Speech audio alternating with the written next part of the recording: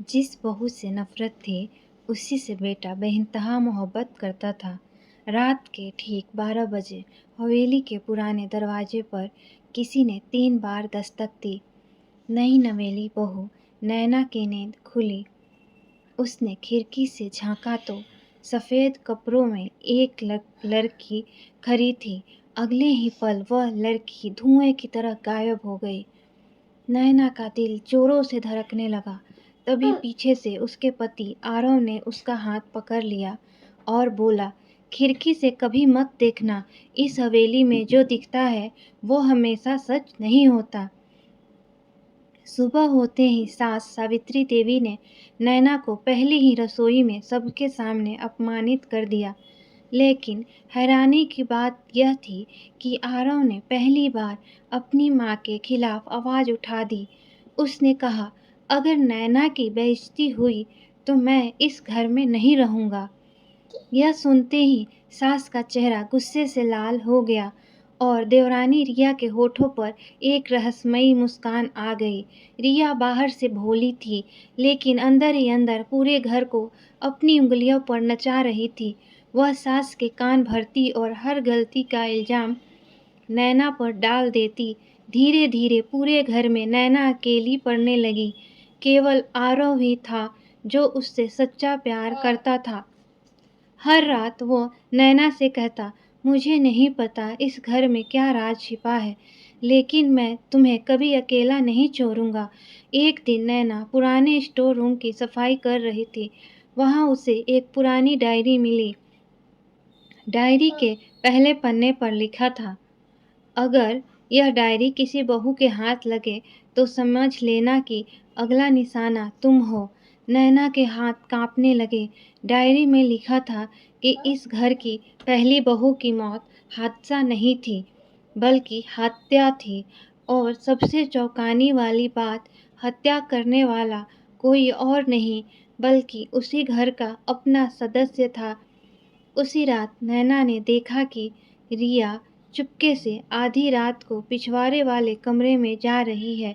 वह उसके पीछे पीछे पहुंची। कमरे का दरवाज़ा थोड़ा खुला था। अंदर रिया किसी अनजान आदमी से कह रही थी, बस कुछ दिन और फिर सारी जायदाद हमारी होगी। इतने में नैना के पैर से फूलदान टकरा गया। आवाज़ सुनते ही दोनों बाहर भागे। नैना किसी तरह अपनी जान बचाकर कमरे में पहुंची, लेकिन जब उसने आरव को सब बताया तो आरव चुप हो गया। उसकी आंखों में डर साफ दिखाई दे रहा था। अगले दिन आरव अचानक गायब हो गया। पूरा घर दिखावे के आंसू बहा रहा था, लेकिन रिया के चेहरे पर अजीब सी शांति थी। नैना को यकीन था कि आरव के साथ कुछ बहुत बड़ा हुआ है। उसने अकेले ही सच खोजने की ठान ली। हवेली के तहखाने में एक बंद कमरा मिला। दरवाजे खोलते ही उसके होश उड़ गए। वहाँ आरव बेहोश हालत में बंधा हुआ था। तभी पीछे से ताली बजाने की आवाज़ आई। सावित्री देवी और रिया दोनों सामने खड़ी थी। सावित्री देवी हंसते हुए बोली, तुझे लगता था कि मैं तुझसे नफरत करती हूँ? नहीं, मुझे डर था कि तू सच तक पहुँच जाएगी। रिया ने मुस्कुराकर कहा, इस घर की पहली बहू ने भी यही गलती की थी। उसने हमारा राज जान लिया था, इसलिए उसे हमेशा के लिए चुप करा दिया गया। नैना का से चेहरा सफ़ेद पड़ गया। तभी आरव ने बंधे बंधे चिल्लाकर कहा, नैना भाग जाओ। लेकिन नैना भागी नहीं। उसने अपने दुपट्टे में छिपाया हुआ मोबाइल निकाला। पूरी बातचीत पहले से ही लाइव रिकॉर्ड हो रही थी। बाहर पुलिस पहले ही पहुंच चुकी थी। दरवाज़ा टूटते ही पुलिस अंदर आ गई। रिया भागने लगी, लेकिन पकड़ ली गई। सावित्री देवी पहली बार हार चुकी थी। जांच में पता चला कि पहली बहू की हत्या भी इन्हीं दोनों ने मिलकर की थी, ताकि पूरी संपत्ति उनके नाम हो सके। आरव को भी रास्ते से हटाने की साजिश रची जा रही थी, क्योंकि वह अपनी पत्नी से सच्चा प्यार करता था और माँ की सच्चाई जानने लगा था। कुछ महीनों बाद वही हवेली फिर से रोशनी से जगमगा उठी। इस बार डर नहीं, खुशियाँ थीं।